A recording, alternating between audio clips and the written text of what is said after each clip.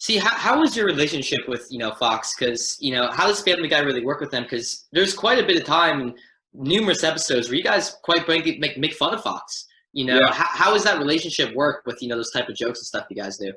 Well, I think for the most part that they don't care because it's one of the few shows that kind of is consistently done well for them in some way, shape, or form. Right. So I think all they really care about at this point, I mean, they're looking back and they're like, Jesus, this show's been on for like 20 years and it's still somehow making us money. So nobody say anything about it. Just let it go. Whatever they say is fine. So most of the time, if we make jokes about Fox, they're pretty, they're like fine with it, which is to their credit. Right. But yeah, there's still occasionally things that they'll reach out and say, we'd rather you didn't do this. Like tone it down in that certain Yeah. respect. And I mean, that kind of stuff, thankfully, because the show has been on so long.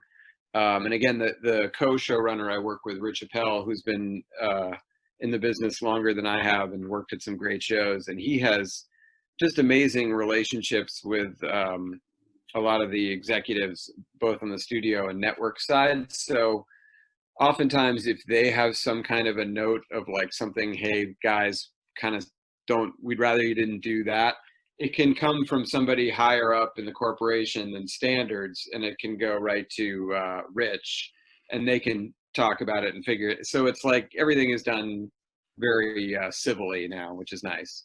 Oh, that's great. Do you guys feel like now being under the Disney Corporation, like it might be a little bit more constraining?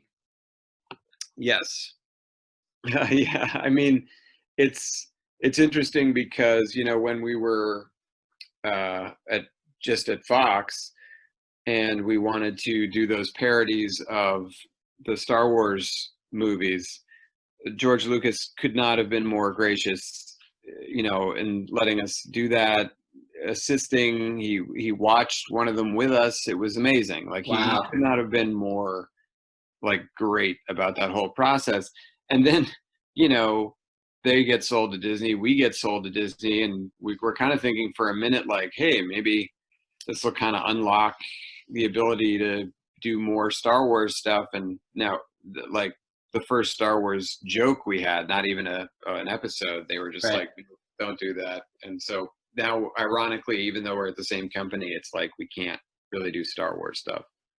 So I love Blue Harvest. I've actually got like the whole DVD box set. It's great. Oh yeah, there was one big one with did you get the one with the t-shirt? With the one with the t-shirt, it's actually in my cupboard, and I was thinking, oh, should I actually wear it for this interview? But I just didn't think of it at the time.